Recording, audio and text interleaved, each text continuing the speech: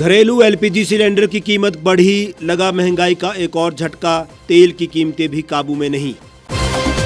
हिमाचल में 53 active corona case, 3.25 lakh लोग लगवा चुके हैं बूस्टर डोज। पीएम के दौरे से पहले जम्मू में आतंकी हमले के रोहिंग्या कनेक्शन की तलाश शुरू, मददगारों की धरपकड़ जारी। और पाकिस्तान में आतंकी कैंप अब भी सक्रिय, 200 आतंकी जम्मू कश्मीर में घुसने की फिराक में।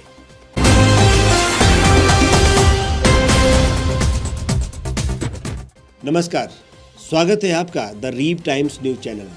आपके साथ मैं हेमराज चौहान और अब खबरें विस्तार से। आम जनता को आज महंगाई का एक और झटका लगा। घरेलू एलपीजी सिलेंडर की कीमत में 50 रुपए की बढ़ोतरी हो गई है। घरेलू एलपीजी सिलेंडर की बढ़ी हुई कीमत आज से पूरे देश में लागू हो गई है। घरेलू रसोई गैस की कीमत में इससे पहले 22 मार्च को 50 रुपए प्रति सिलेंडर की बढ़ोतरी की गई थी, जिसके बाद दिल्ली में सब्सिडी वाले 14 किलो 200 ग्राम के एलपीजी सिलेंडर का दाम 949.50 रुपए पर पहुंच गया था। आज दाम बढ़ने के बाद दिल्ली में अब घरेलू एलपीजी सिलेंडर की कीमत 999.50 रुपए हो गई है। हिमाचल में पहले ही 1000 के पार गैस अब आम आदमी की पकड़ से बाहर होती जा रही है। पेट्रोलियम उद्योग के आरंभिक आंकड़ों के मुताबिक अप्रैल में एलपीजी की खपत मासिक आधार पर 9.1% गिरकर 22 लाख टन रही। यह अप्रैल 2021 की तुलना में 5.1% अधिक है। मार्च से पहले घरेलू एलपीजी के दाम में पिछले साल 6 अक्टूबर को बदलाव हुआ था। गौरतलब है कि 1 मई को सरकारी तेल कंपनियों ने कमर्शियल एलपीजी सिलेंडर के कीमत में भी इजाफा किया था। कमर्शियल एलपीजी सिलेंडर 102.50 रुपए महंगा हो गया था। नई कीमत लागू होने के बाद से दिल्ली में 1 मई से 19 किलोग्राम के कमर्शियल गैस सिलेंडर की कीमत 2253 रुपए से बढ़कर 2355.50 रुपए हो गई है। पहले तेल की कीमतों ने आम लोगों का जीना दुभर किया हुआ था और अब रसोई में गैस के रेगुलेटर पर भी फुल स्टॉप लगने वाला है, क्योंकि इतनी महंगी गैस आम लोगों की पहुंच से बाहर होती जा रही है। सरकार लगातार महंगाई पर मात खाती हुई दिख रही है। सरकार के नियंत्रण में ना तो पेट्रोल डीजल है और ना ही गैस सिलेंडर की कीमतें। यदि सरकार से प्रश्न उठता है तो रूस यूक्रेन का युद्ध बहाना बन जाता है। ऐसे में लोग अब महंगाई की मार से त्रस्त हो चुके हैं।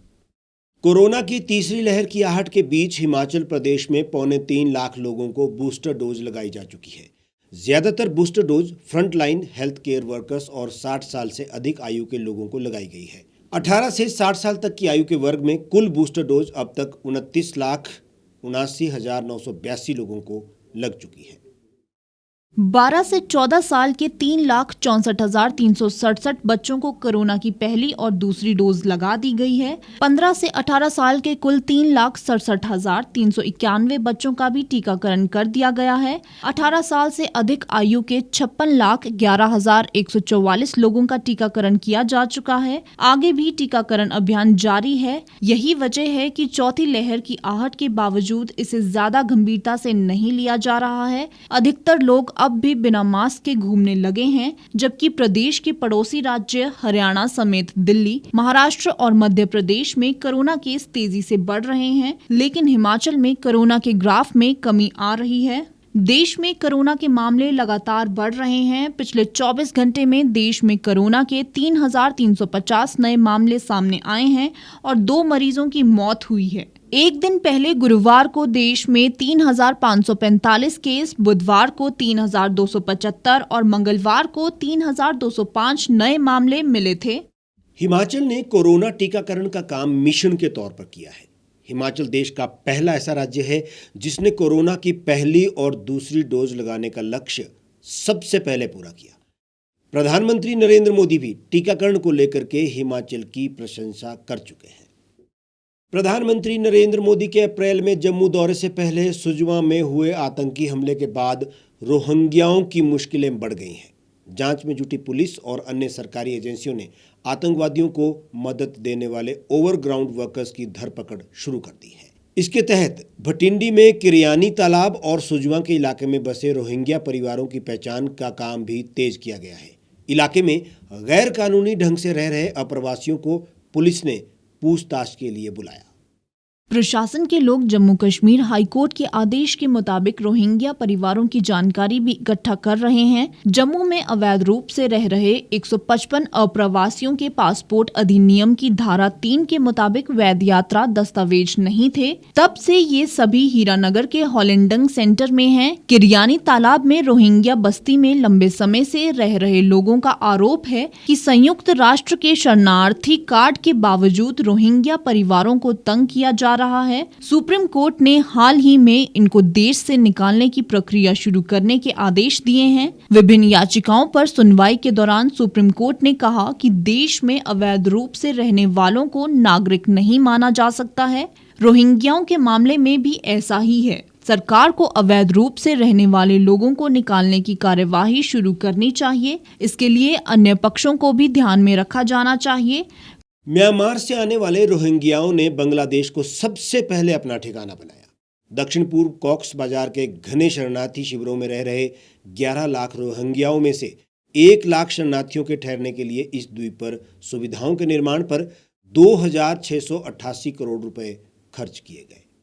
उत्तरी सेना के commander lieutenant general Upendra Dwivedi ने शुक्रवार को कहा कि घाटी में आतंकी घुसपैठ में भारी कमी आई है। हालांकि उन्होंने ये भी कहा कि वर्तमान में करीब 200 आतंकवादी पाकिस्तान से जम्मू कश्मीर में घुसने के लिए तैयार बैठे हुए हैं। लेफ्टिनेंट जनरल उपेंद्र द्विवेदी ने कहा कि जम्मू कश्मीर में प्रशिक्षित आतंकवादियों की संख्या घट रही है क्योंकि उन्हें स्थानीय समर्थन नहीं मिल रहा है और इसके अभाव में इस साल अब तक 21 विदेशी आतंकवादियों का सफाया कर दिया गया है। उन्होंने कहा कि पाकिस्तान लगातार आतंकवादियों को आश्रय दे रहा है। सीमा के उस पार 6 बड़े और 19 छोटे आतंकी कैंप अब भी बने हुए हैं। कश्मीर में 40 से 50 विदेशी आतंकी सक्रिय थे। पाकिस्तान में सत्ता परिवर्तन के बाद नए प्रधानमंत्री की मंशा भी भारत के साथ तनाव बनाए रखने की लग रही है।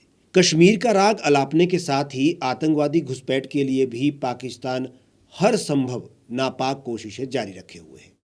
अब ऐसे में भारत को एक बार फिर अपना रुख कड़ा करने की आवश्यकता रहेगी।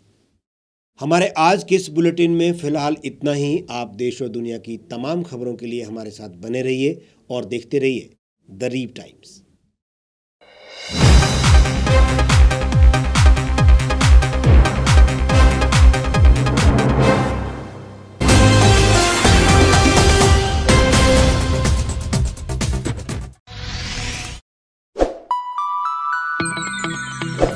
खबरों में बने रहने के लिए सब्सक्राइब करें द रीव टाइम्स, लाइक और शेयर करना ना भूलें। एक छत के नीचे सुविधाओं का अब उठाएं लाभ। रीव ई मार्ट में अब पाएं अपनी रसोई के लिए गुणवत्ता और सस्ते दामों पर राशन सामग्री। दालें हो या हो मसाले, आपका किचन ई मार्ट संभाले। उच्च गुणवत्ता और दामों में बेहतरीन रीव ई मार्ट में पधारें और पाएं अपनी पसंद के सभी उत्पाद, या फिर करें ऑनलाइन ऑर्डर और पाएं घर द्वार पर ही सुविधा। आज ही संपर्क करें फोन नंबर 8219694079 पर, बाईपास रोड, शनान, संजौली, शिमला। गांव की चौपालों से लेकर संसद के गलियारों तक, गृहिणी के चूल्हे से लेकर निवेश और बाजारों तक, किसानों के हाल से लेकर खेत और खलिहानों तक, शिक्षा और स्वास्थ्य से लेकर खेल के मैदानों तक, संसद के प्रधान से लेकर पंचायत के पंच तक, सेंट्रल हॉल से लेकर ग्राम सभा के मंच तक, हर खबर पर रहेगी हमारी पैनी नजर।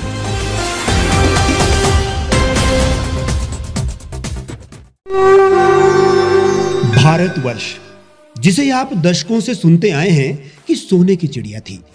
इसके पंख पहले मुगलों ने कुतरे, फिर अंग्रेजों ने, और आज राजनीतिक प्राणी कोई कोर कसर नहीं छोड़ रहे। आज भी लगभग 25 करोड़ लोग रात को भूखे सोते हैं। करीब 2 करोड़ लोगों के पास घर नहीं है। भ्रष्टाचार में हमारा 176 देशों में 80 नंबर आता है। औसतन 100 महिलाओं के साथ हर दिन ज्यादतियां होती है और ना जाने क्या क्या। देश की संसद से कुछ ही दूरी पर चादर लपेटे सैकड़ों लोग सुबह नील गगन के नीचे सोए हुए मिलते हैं। क्या आप एक ऐसे भारत की परिकल्पना नहीं करना चाहेंगे जहां कुछ ऐसा किया जाए कि 1 वर्ष के भीतर देश में कोई भिखारी या लाचार भी आश्रयहीन न रहे, लोगों को सभी सरकारी सेवाएं घर द्वार पर ही प्रदान की जाएं ताकि दफ्तर या कर्मचारी के चक्कर ना काटने पड़े। भ्रष्टाचार जड़ से समाप्त हो जाएगा। सेवा प्रदाताओं की पब्लिक रेटिंग यानी जनाकलन और तकनीक द्वारा अपराधों का शून्यकरण किया जाए। स्वास्थ्य और आधारभूत शिक्षा सभी के लिए समान गुणवत्ता के साथ निशुल्क प्राप्त हो और भी बहुत कुछ। यदि आप इस पवित्र राष्ट्र निर्माण यज्ञ का हिस्सा बनना चाहते हैं तो आज ही राष्ट्रीय लोक नीति पार्टी से जुड़ें। अब देश राजनीति से नहीं, लोक नीति से चलेगा। विजिट करें वेबसाइट rashtriyalokniti.org।